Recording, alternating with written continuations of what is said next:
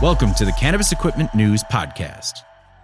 Hi, I'm David Manti, and welcome to a new episode of the Cannabis Equipment News Podcast. With me this week is Dan Mahon, founding member of Canna. Thank you very much for joining me today, Dan. Thank you for having me, David.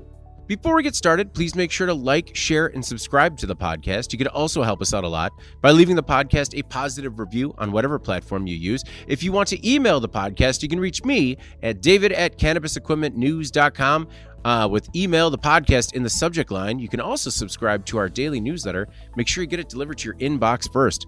Dan, I always like to start the podcast with a little bit of background. So how did you find yourself coming to cannabis?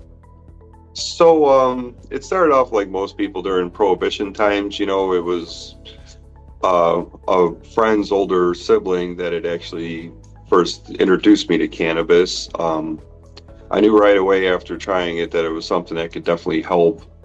Later on, in high school, I went to a debate class and my topic was cannabis. And then with more research into the subject and how it became to be illegal and stuff like that, it really wanted me to get involved more with the plant and advocacy for it.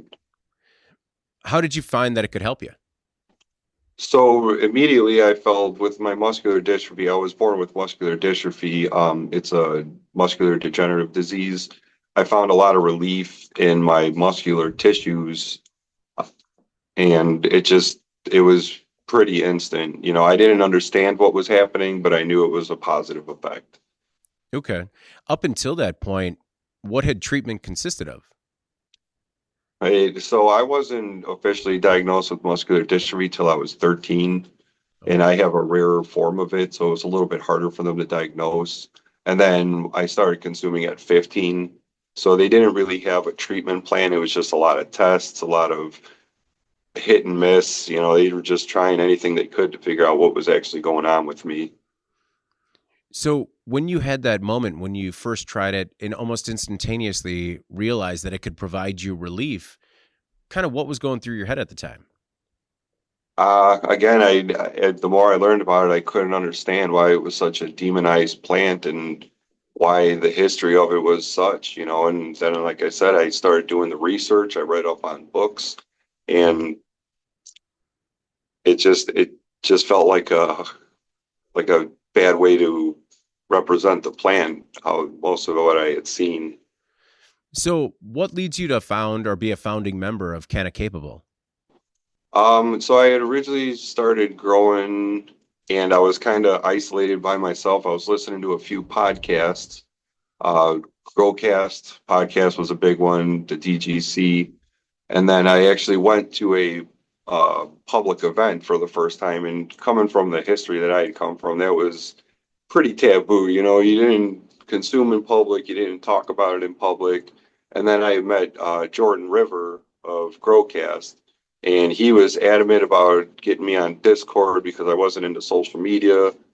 And then I attended the first Cultivator Cup, and I met a fellow member named Geeky C Art who was dealing with a completely different set of disabilities than I was. And the more him and I got to talking, the more I realized there wasn't a space for people with physical disabilities or any disabilities to congregate, talk about gardening styles, what helps them in the garden and what doesn't.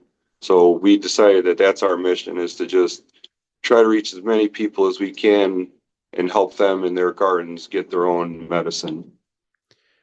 What was it like when you finally found that community? It was pretty amazing. I had also pretty quickly met up with a gentleman named Titan who does breeding for Blessed Coast Seeds, and he is in a wheelchair for completely different circumstances, but going through a lot of the same stuff we were going through, trying to figure out what works for him, what doesn't. And the more I reached out, the more I found we have Mr. Toad from Boneyard Seeds and Mandy from Bud and Lather, all dealing with very similar things, but in their own way. So the more we get together, the more we find similarities and ways to help each other. When did you start growing? So it's a funny story because I'd always been having to deal with the free market, and the last time I did, the guy that was helping me actually ended up getting robbed.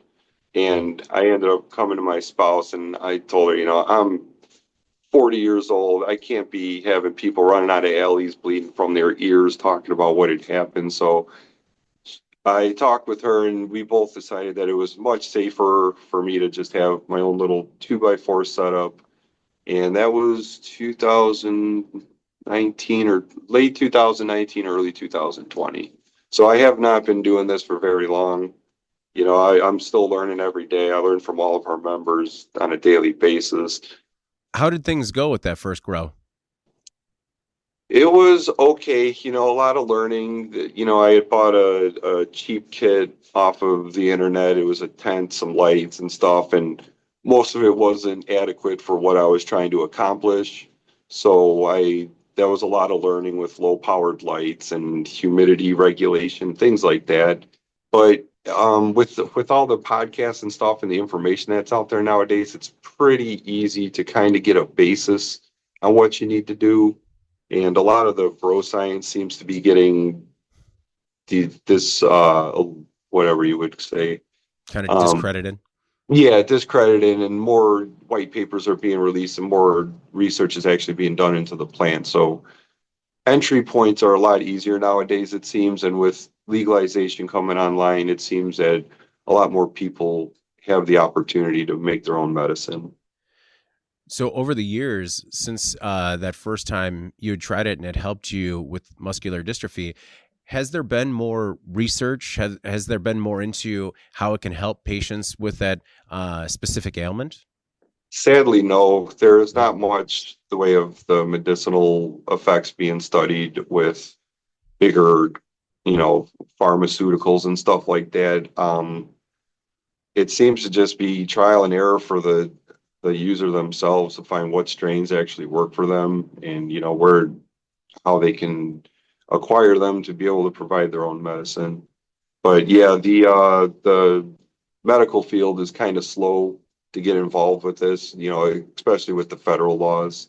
They can't really do as much, but there is a lot of work coming out of Spain and other countries. Germany, I know, is doing some more studies on just the basic, terpenes, cannabinoids, and what they do to affect people. And everybody has different effects. So It definitely has been frustratingly slow on the, just greenlighting research in academia where, that's their thing. That's what they're good at. yeah, that's kind of the system we're going to have to rely on coming in the future is, the bigger universities and medical systems that could actually look into it. It is a double-edged sword because then they'll, use it to monetize it and whatever else they will do with it. But just so the research gets out there for the end user, that's kind of the most important thing. And then we can decipher through that what we need to pull out of it. So in those early days of Canna Capable, how do you guys set it up? What are you learning from each other? And how do you start spreading the word? So we modeled ourselves kind of off of the Growcast membership with a Discord based, we do the Instagram as well. It's just word of mouth trying to find our members, a couple members that joined in weren't physically disabled, but they knew somebody that they had helped in the past or that they are currently helping under the caregiver licenses and stuff. So we're just trying to slowly build, and the more I can get out there and meet people. We recently did the Cultivator Cup. It was our first public event. So,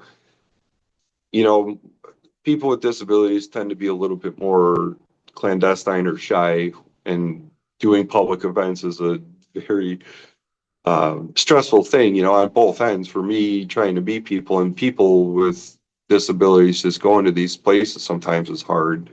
But, we meet members doing this stuff. So that's why I'm here doing this as well. It's just trying to get us out there so we can find the people and get them the help we can provide.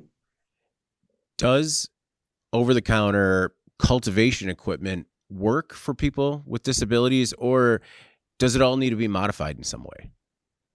So most of the stuff seems to be helpful nowadays, like with the AC Infinity controllers, we can control our lights, our tents, all of our VPD or whatever There are many things, and that's where we come in with handy hacks, is we show things that have worked for people with disabilities in the past in the gardens, like watering wands are a big thing for being able to reach your pots if you can't get into your tent all the way or your grow space. I recently, when I hurt my back, found aquarium scissors. They're about 12-inch long aquarium scissors. So you can get in on the plants and defoliate them. And we're just trying to make it so it's as streamlined as possible. We have many growers doing many different styles. They do earth boxes, grow bags, grow beds. So whatever style we can help them with is kind of where we'll steer them towards. And a lot of the equipment nowadays seems to be able to help because it's geared up towards automation, it's geared up towards ease of grow for just the regular consumer as well, but it definitely helps in our space a lot more. Were there any other handy hacks that kind of surprised you by how many people were able to use them? Yeah, besides the watering wand's been a really big one. Magnets, we use little magnets to, I'll put my trim scissors or my grabber arm like right on the poles of the tents. Mm. Those have been really helpful for me. It kind of comes down to just what you need in your garden and what your gardening style is. Grabber arms, magnets, it, even certain scissors. Some people like the scissors with the spring in it because it'll help reopen after it starts getting sticky. Other people with hand problems can't use those kind of scissors, so they'll go for scissors with no spring, and that's just what works for them. So we try to give them as much information, as many options as possible on what has worked for other members, and then let them choose from there. As you started working within the community, working with people like Jordan from Growcast, were you surprised by how the community sort of welcomed and embraced you and kind of helped you thrive as a cultivator? Yeah, it's been really surprising. Even at the recent Cultivator Cup, the 3 weeks of buildup was so stressful. You don't know what's going to work. I've reached out to other Canna capable members who have done public events, and they were so helpful and let me know. You're at a table for long amounts of time. You can't consume flowers, so maybe lean on edibles a little more to help with the pain management. Have freebies to hand out. And Jordan has pretty much walked me through. He put me on the podcast first, because I was already comfortable with him. Um, they've just all been so supportive, and even from outside the community, at the Cultivator Cup, a couple people had come up and they heard from us through A, B, and C, and they were so happy to support us, and it was a huge relief for me to see that what we are doing is actually reaching people and is helping make a difference. Has have any members of the community without disabilities come up with any of the handy hacks that you were able to use? Yeah, absolutely. The grower wand came from a member who was in the community just wanting to see what we had going, and they put that out there, and it's helped a couple of our members. My cousin, who's just started cultivating, he's been using it. He's capable, minus he had a stroke, so he's half blind, but it's helped him so much in his garden as well. It's just getting the knowledge out there that is what we're trying to do. Well, in talking about getting the knowledge out there, why is it important to you to empower those with physical disabilities to grow cannabis? It's become more important because the more I meet people who have either failed trying their first time and have been shy to not do it again, or didn't want to put up the money for the genetics to try, because seeds can be expensive at some points.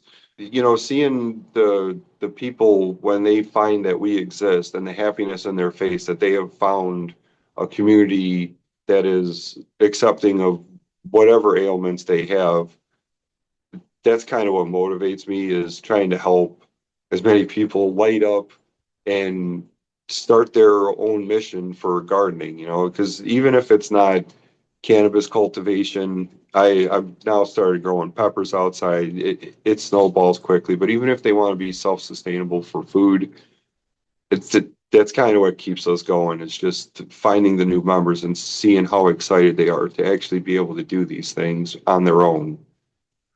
How large is the community now? Right now, we're just under 200 members. We're pretty small. It's slow going because again, people with disabilities tend to want to be a little bit more private, a little bit more protected or reserved. And I see the walls fall down when they do find us. You know, what can the industry do, the larger cannabis industry, to open up access to cultivation to people with disabilities? Realizing that we are a viable market in the cultivation industry and that, we could bring some new things or options for them for sale is huge.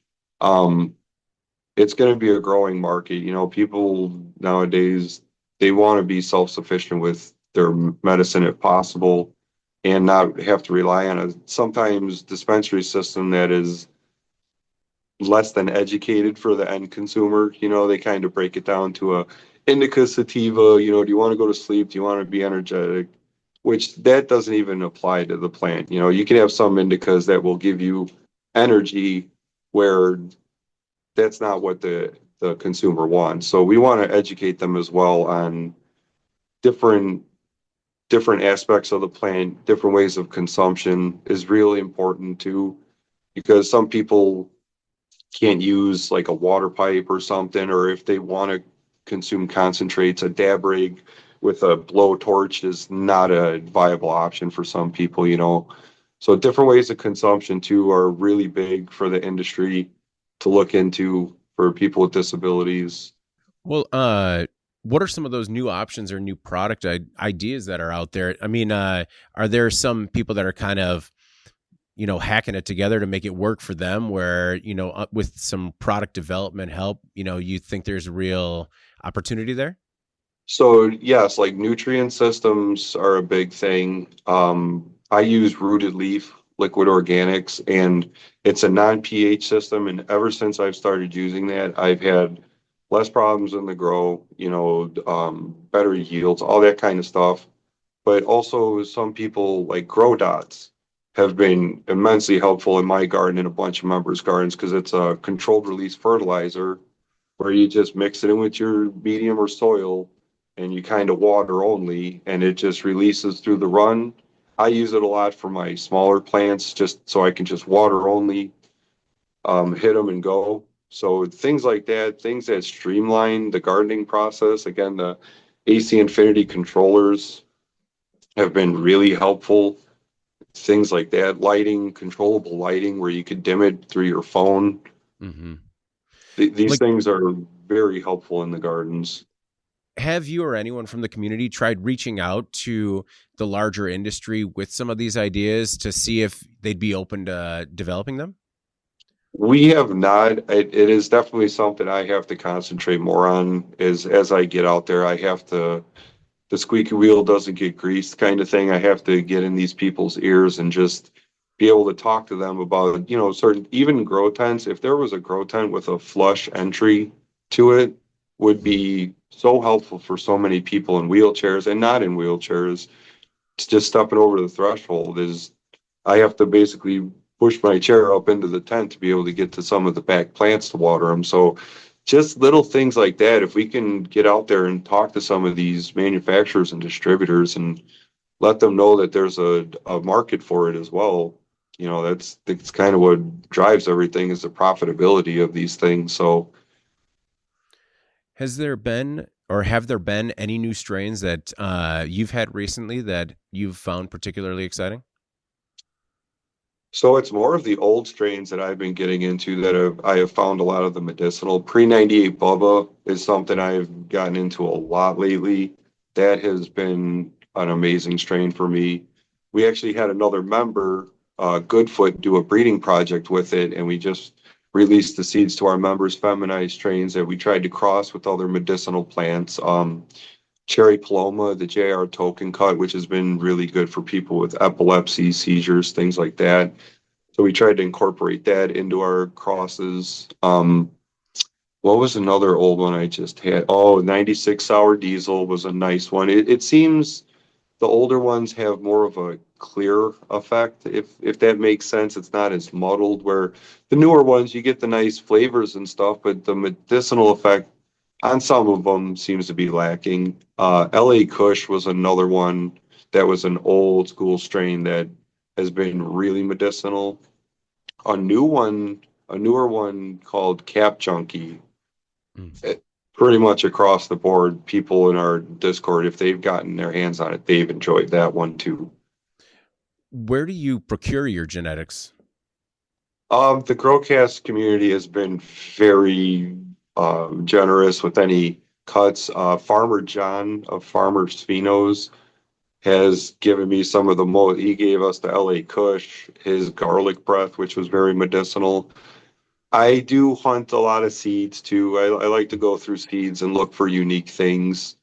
A lot of the people in the membership have donated genetics to our members that we end up sending out to them free of charge. You know, we pay for the shipping, we put the bundles together. So the genetics come from far and wide, but they all we try to get them together here and get the right stuff to the right members.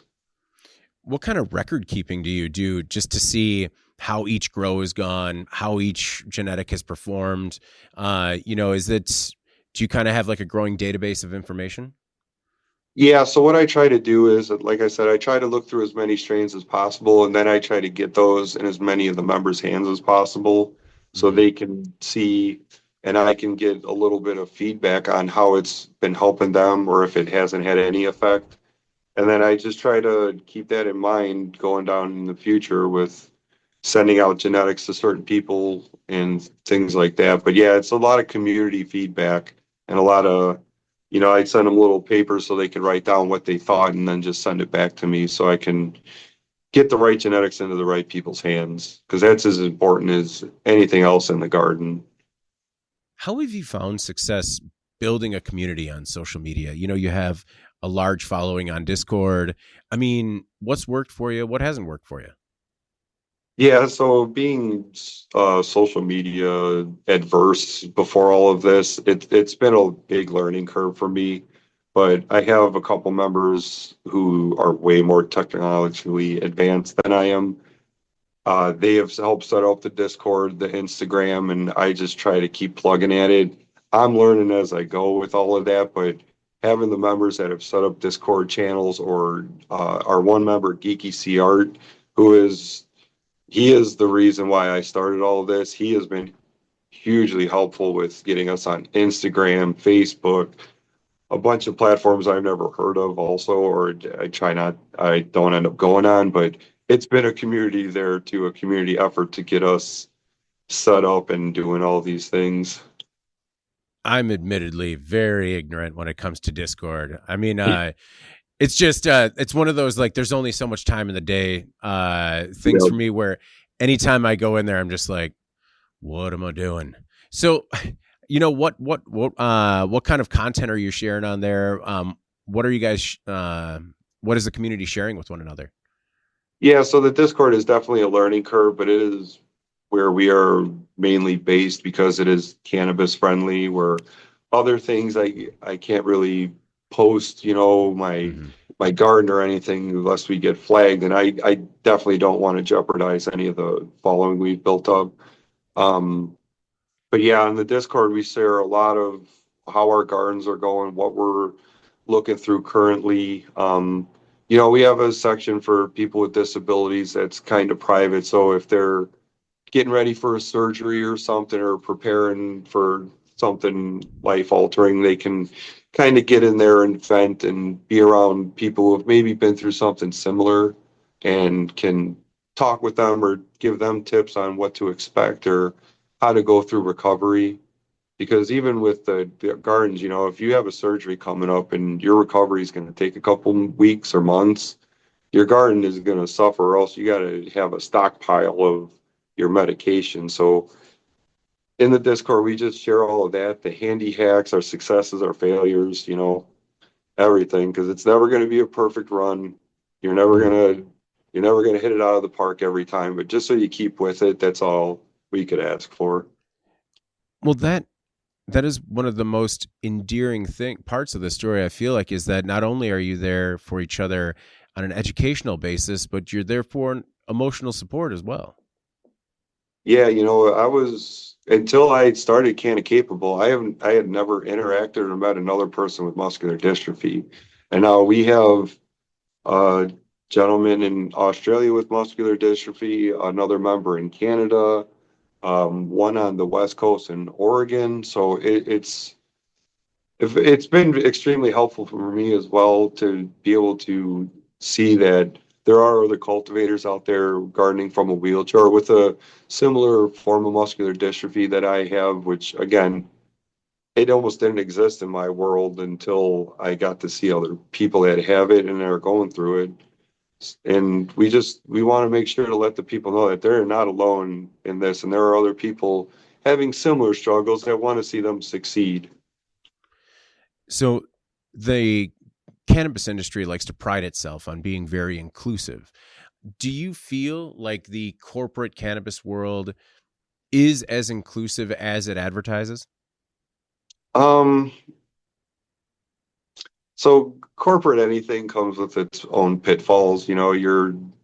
It's going to be a take and give with either of those situations. You can ask or you can request so much, but certain things are going to come down to profitability, sadly. And Mhm. the as little as I've reached out to the corporate world, it's been a double-edged sword, I guess, and it's been very minimum on my part, I must say.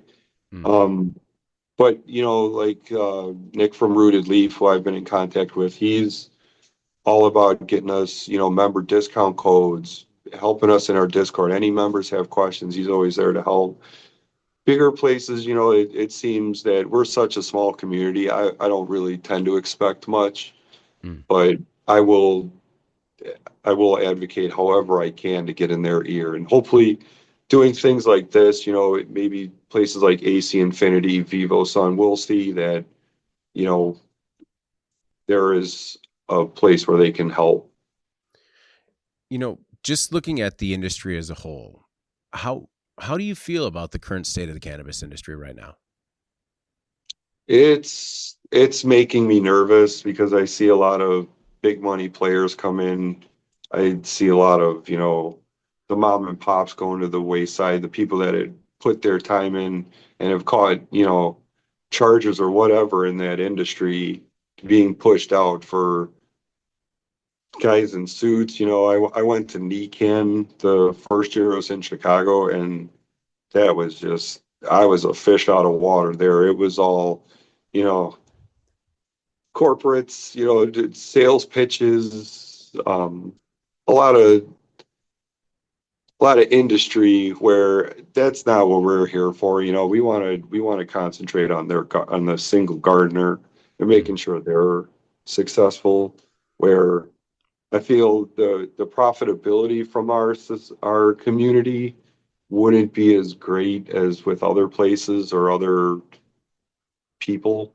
Hmm. So that's going to be something too, because we are a small community, but it's hard. It's hard in being so small with, you see multi-state operators and conglomerates. And again, getting back to a dispo system that just, it doesn't seem to be educated on either end. So trying to get education out there to the industry and getting the right information to them is also a very important thing.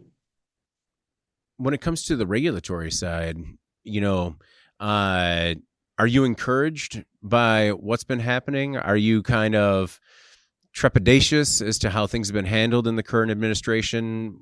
What are your thoughts there? So it's strange because I started off in going to Colorado was my first introduction to a um, pre what would you call that? It was before Prohibition had come in, so I was able to see what a community and a society that was founded on cannabis and protecting the plant was really like. And it was Mm, a completely different world from what I had grown up around the Chicagoland area. mm, And then to see with the laws changing and what's kind of happened to Colorado's scene and how again the mom and pops are being pushed out and the end quality doesn't seem to be there. And then coming from the Chicago market, it's they only released 22 licenses at the beginning, and it was like you had to have like $1.5 million in the bank to even apply for a license. mm. And how that's gone since then, I wouldn't say it's any better. The quality coming from the dispos is questionable to say the least. I've had people come in from out of town and they were excited to come from Prohibition land to go into a dispo, and out in Chicago, they're kind of like your dentist's office. You're going in, it's a very sterile environment. You're handed an iPad to kind of scroll through. Where again, when coming from Colorado, they have graffiti on the walls, music playing. They're handing you the jar so you can open it and smell it, see it, see if the terpenes are something that your body responds to or not. Because smelling cannabis is a great indicator. If your body gets excited from the smell of cannabis, it's probably because it's going to do something good for you. Mm. Whereas if you're scrolling on an iPad and you're just looking at THC percentages, you're not going to have the information there. So the dispo scene could definitely use a lot of updating and information. They need to be informed a lot better on what they're giving to their customers. Are things improving in Illinois? There's more dispos out here for sure. They're on every corner, and the business seems to be good for them. But with the pricing and the tax structure on these, you can go and get a single gram cart for $75, and you're paying almost 105 out the door with the taxes. And for some people, that's just not an option, especially if you're disabled and you're living on limited means. That could wipe you out for a month to just have a single gram cart of questionable content, I Mm. guess. So, what are your thoughts on the Overcast's community effort on overgrow? That is something that I think is very important, is to at least have the option to the end consumer for wanting to cultivate their own cannabis, disabled or not. That option should be on the table for everybody. Because it is a process, even with all the assistance and stuff, you still have to put in work. You still have to have a cure spot. You gotta make sure you're set up. But even getting connected to a community, if you can't cultivate yourself, there was somebody that can help you with whatever your needs are. How did your first grow help you establish a connection to the plant? So I grew up in the automotive industry. I worked on cars my whole life. I had always been very hands-on with anything I did. And towards when I started to grow, I was losing my ability to drive. So it was a saving moment for me to have something to pour that energy into, not being able to work on my cars, not being able to race them. I needed something to do. And the plant, I had always had a special connection with the plant before cultivating it. And I'd always believed in it. But once I got to interact with the live product and just take care of them and go through the whole cycle and see from seed to start to cure, and then to be able to consume my own product was just, it's as good of a feeling as you could ask for. If that's something you're interested in, being able to provide for yourself, especially with disabilities, is something that we take very big pride in. So it was something I definitely knew I wasn't going to be leaving anytime soon, and I Hmm. wanted to help other people just try. If they try and they fail and they don't like it, at least you know. So, in your opinion, what was your best grow so far? Um, that's hard to say because they all have their own aspects. Hmm. You learn every run. First one is very special to me. Um, every time I'm able to just share, it makes it really great. So they're all kind of special in their own ways, and I've been doing it for years now, and every night the lights come on. It's just excitement for me. I want to go in there, see what's happening, make sure everybody's happy, healthy, get the music going, get the CO2 going while I'm singing, and it's definitely a reciprocal relationship with the plants as you work with them. What was the most recent cup like? A lot bigger than the first one. The Growcast is growing, and deservedly so. This being my first public event, because I attended the very first Cultivator Cup, 50-person limit. Nobody really knew me. I was barely on Discord. I had messaged with a couple people, and this, I think they had 185 attendees and over 50 entries. Where at the first cup, I think there were 31 competitors.